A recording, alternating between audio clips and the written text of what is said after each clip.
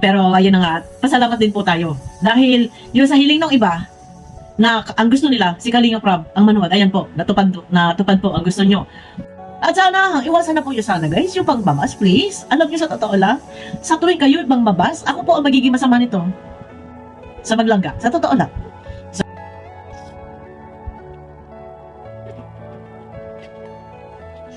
So yun na guys, muli nagbabalik po ang inyong lingkod. Ayan at isang mapagpalang araw o gabi sa ating lahat sa tayong sulok ng mundo naroon.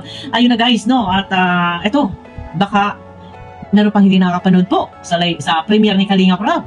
Yan, ito wala akong gagamitin na video clip, wala akong gagamitin na sliding picture dito sa aking vlog. Ang isang pinakamalaking selebrasyon ng taon, ang birthday po ni Rachel. Guys, suportahan naman po natin yung upload ni Kalinga Prab. At ika nga yung iba, ayaw na manood ng iba. At sabi nila, ganito ganun, hindi daw interesado. Alisin na po natin sa puso natin yung mga puot, yung galit. Ika nga, sabi ni Kalinga Prab, one Kalingap, one family. Pero guys, bago ang lahat, bago tayo magpatuloy sa aking mga kwento, sa aking mga batingaw-ngaw, ay happy birthday po muna. Happy birthday kay Ate Leonie of USA. Ayan, ang ating pinakamabait sa buong daigdig, sa buong mundo. Ate Leonie of USA, happy birthday sa iyo. Mabuhay ka hanggat gusto mo, naway kalooban ka pa ng maraming birthday na sasapitin. Ayan, Ate Leonie of USA. Happy birthday ate, I love you. Ayan. Ate alam mo na yan. Yan. Hello guys, no? Yeah, sa Ate Leonie of USA, napakabait po ng ate ko na to talaga. Full support po yan sa akin. Laging walang video na hindi niya ako pinalalagpas. Laging talagang nandyan, nanonood yan. Walang video na hindi niya ako pinalagpas. Yan. Ate Leonie, happy birthday po sa iyo. Yan, I love you ate. Yan. Ayun guys, no? Naka-premiere si Kalinga Prab, hindi natin na-reactionan yan. Ito ay isang promotion din guys. Sana supportahan po natin, no? Yung premiere ni Kalinga Prab, ito po ay sa ganap, sa birthday ni Rachel Nilangga. Ako ay dito sa akin comment, guys, please naman, wag na po sana mag-bus, guys. Hindi pa ba kayo nakakamubon? Ito, ako, malambot yung puso ko, no. Medyo may pagkaiyakin din po ako. Yung nandiyan na eh. Kahit anong gawin natin, Kalinga po yan. Sana po, wag na po nating ibas. Please naman po, wag na po nating ibas. Hindi kailanman, ito yung lagi natin tatandaan, no. Kailanman hindi nagahari yung galit sa ating puso. Darating yung oras na talagang maghihilom at maghihilom. Hindi po yan inaabot ng isang taon, ng isang linggo. Imposible po. Sana sa pagkakataong ito na yun yung sinasabi ni Kalinga Prab, wala ng barrier, walang harang. One Kalingap, one family. Kalinga po sila. Sana wag na po maghari yung mga inis, yung galit. Dahil kung sila Kalinga Prab nga po, si Kuya Bal, ayos naman po ang relasyon sa Morales family. Magkaisa po tayo. Kumbaga kung sino po yung sinusuportahan nila Kalingap Prab, kung sino yung kanilang, tsaka lahat beneficiary, produkto po ng Kalingap yan, si Rachel. Medyo, kanina nung nanonood ako, sa premiere ni Kalingap Prab, na laglag naman yung luha ko. Kasi syempre, birthday, tapos yung bit-bit ni Tatay Raysan yung tawag ito, yung picture frame, di ba? Medyo, ako nanay ako meron akong anak, isang babae, isang lalaki. No, bali dalawa yung anak ko, isang babae, isang lalaki. Siyempre, minsan magkaroon ng ganitong pagkakataon na special na araw sa ating mga anak. Yun di po, birthday, taon-taon, pagkaraniwan na yan. Pero yung ganap na dalaga, isang malaking selebrasyon na kagaya ng ganito. Siyempre, kung nabubuhay si nanay niya, malamang talagang sobrang saya. Lalo pat yung sa tinatamasa ni Rachel ngayon na tagumpay, di ba? Masaya po yan. At syempre, kung meron nakikitang basher, may sasaktan po yan. Kung kayo po ilalagay sa kanilang katatayuan, na kayo yung magulang, tapos yung anak po ninyo ay ginaganyan, na kinagagalitan na, kinainisan natin, may naghaharing puot galit sa ating mga puso doon sa isang taong hindi naman tayo inaano. Di ba? Masakit kung ang anak natin ganito yung gagawin nila. Yun na, magalit sa atin yung, kumbaga maging kalmado tayo, iwasan natin yung mangbas, lalo pat hindi naman po tayo inaano, no? Nakakawa naman din yung bata na itong si Rachel, na tayo, hindi naman tayo inaano, tayo na may galit na galit. Ano ba ang ginawang kasalanan po sa atin? Pero ayun na nga, pasalamat din po tayo. Dahil yung sa hiling ng iba, na ang gusto nila, si Kalinga Prab, ang manood, ayan po, natupad po ang gusto nyo. So, ano pa ba? Ano pa? Ano pa ba? Yan, natupad po ang gusto nyo, ang gusto ng karamihan, lalo na yung mga solid supporters ni Kalinga Prab, at sinasabi nga si Kalinga Prab ang nasimulang Rochelle, tuloy-tuloy. Ituloy lang po natin sana ang ating pagsuporta. Sa lahat na, wala tayong tutulak kabigin, lahat po ay ating suportahan, at hindi naman tayo inaano ng bata. Ay, sa aking comment, ayan guys, sa isang comment ko, ang dami po nang babas pa din.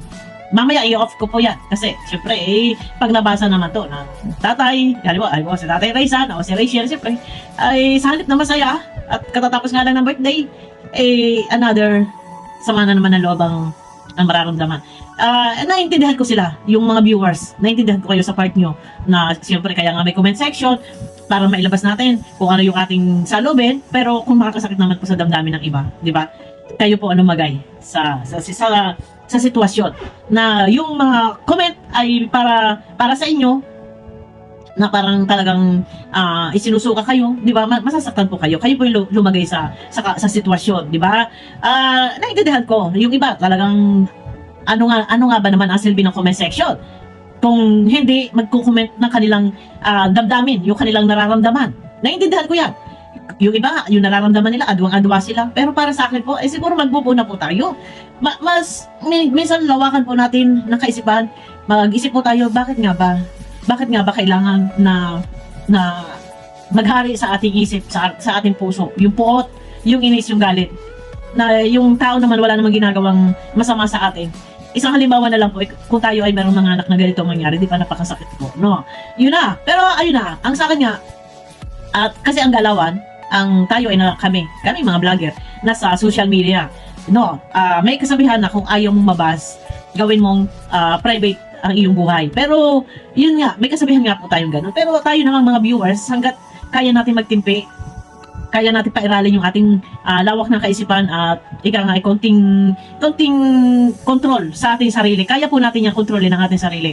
Ay gawin po natin. Ako, sa totoo lang, pag gusto kong bumanat kahit kanino, kahit sa mga ibang mga vlogger yung mga talukuloko, sira-sira, paaso-aso. Sabihin na natin, gagawin ko. Pero kailangan ko pa rin kontrolin yung sarili ko. Kasi hindi po pwedeng tira.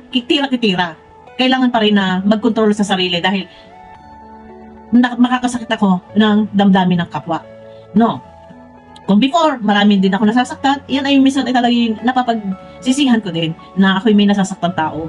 O ako naman din ay nasasaktan din ng iba. No, di ba? Kaya vice versa. Pero kung tutuusin, hanggat kaya kong mag-adjust sa akin sarili, i-adjust ko yung aking sarili na sa ganun ay wala akong masasaktan tao. Wag lang akong pakikialaman. Wag lang po akong pakikialaman dahil alam ninyo, no? Na pag ako'y pinakikialaman, siyempre, pwede bang hindi tayo magsasalita, hindi depensa sa ating sarili. Yan, di ba? Ganun lang. Huwag pakikialaman. Talagang, pag ako'y pinakialaman, ibig sabihin, binigyan ako ng content. No, mamaya, pag nag-content ako, rumess back ako, malaki yung views, di panalo ako. Di ba? Yun lang, no guys. Sana supportahan niyo po yung vlog ni Kalinga Prab. At yan, kaka-upload lang kanina lang. Ayan. Wala tayong gagamitin na video clip. Puntahan nyo na lang po doon. At talaga namang maiiyak naman kayo. Medyo makapag-bagbag damdamin na tagpo. Yan, yung part ng si tatay ay nagsalita, tatay Raysan, yan, itong binitbit yung picture frame ni mama, ay medyo talagang pagka mahina-hina ka talagang tutulo ang iyong luha kasi syempre. Yan, andyan na rin yung tears of joy, no? Hindi naman yung naiyak ng pagluluksa. Syempre, natutuwa at namimiss, kung nandito lang si nanay, si mama niya, ay talagang masaya. No? Ayun na, guys, no? At sana, iwasan na po yun sana, guys, yung pangbabas, please. Alam niyo sa totoo lang, sa tuwing kayo ibang mabas, ako po ang magiging masama nito. Sa maglangga, sa totoo lang. Kapag kayo nagbabas dito sa aking comment, sasabihin ko gandang basyo, yung comment ko, ako ang magiging masama. Please, iwasan lang po sana ng magbas. Please lang po. Kasi ako, pinipilit ko na maging okay, maging maganda yung aking upload na video, na sa ganun naman po ay wala namang silang maibutas sa akin, wala silang masabi sa akin na ako'y ganito, pugad ng basher ang aking channel, ay please naman po, ako po ang mapapahamak sa mga gagawing pagbabas ninyo, kung sino man kayo na nangbabas, ako po ang mapapasama. Kung kayo po ay nandiyan at sumusuporta sa akin, nanonood sa akin, sana po naman, maiwasan po. Kasi, kung sino man yung maitapik ko, at galit kayo, hindi man itong si Rachel at si Rowan, kung sino pa mang iba na aking reaksyonan, ay comment lang ng maganda. Wag naman po yung makakasakit sa damdamin. Kasi sa akin po, bagsak ang sisi. Ako po yung mapapasama at sasabihin po na pugad ng basher ang aking channel. Please lang po. Kasi isang upload ko kayo ng umaga, ang dami pong basher. Hindi ko po kayang tutukan kasi minsan talagang kailangan ko rin pong matulog. Lalo na kung hapon, no? Mga 3 to 5. Ganyan, natutulog ako. Kasi yan po yung, diyan ako kukuha ng lakas ng puhunan ko para makapagpuyat ako, makatutok, makapokus ako sa YouTube, sa Kalingap, para mag-monitor kung ano ang ganap. Yun, sana ako'y maintindihan nyo rin po sa mga bagay na yan, no? Love, love, love, love, yan. Love, love, love lang po tayo lahat. Kung si Kalingap Rob nga po, lahat. Sila Kuya Bal, lahat po ay niyayakap kahit nga po. Minsan, merong ibang reaktor o kahit na sino reaktor, maging ako, nagkamali man, pero nandyan pa din. Niyayakap pa rin po ni Kuya Bal. Wala pong tulak, kabigit, no? Sana ganoon din po tayo. Lawakan lang po natin ng paunawa at pairalin po natin yung palaging tayo mababa. Minsan dumarating tayo sa punto talaga nagagalit tayo. Normal po yan kasi hindi po tayo abnormal eh. Normal po yan. Pero minsan bumababa yung ating emosyon. Bumababa na yung puso natin. Okay na po yan. Yun lang po, no? Ayun na guys. Suportahan niyo po yung premiere ni Kalingap Rob. Upload po niya si Langga. Ayan. Yung birthday po. Ayan. Ayun na. Talagang napakaganda. Bongga-bongga. Talagang denied pa ang talagang mga dibo ng mga artista. Sa damit pa lang po. Panalong-panalo na. No? Lalo na nung hinubara na sapatos, ito si Langga at sinuotan ng sandals. Isang ganap ng dalaga. Medyo parang nakaka-touch, no? Parang sa akin po, nung yung anak ko, 9 years old, nagkaroon na siya. Naregla na siya. Medyo hindi ko rin matanggap. Parang naiyak ako. Kasi baby pa yung anak ko, 9 years old. Tapos ang aga nagdalaga. Medyo hindi ko rin matanggap. No? Ayun, napanoorin na lang po doon, guys. Ayun, mega love shoutout. At kita-kita po tayo sa aking next video. Bye-bye!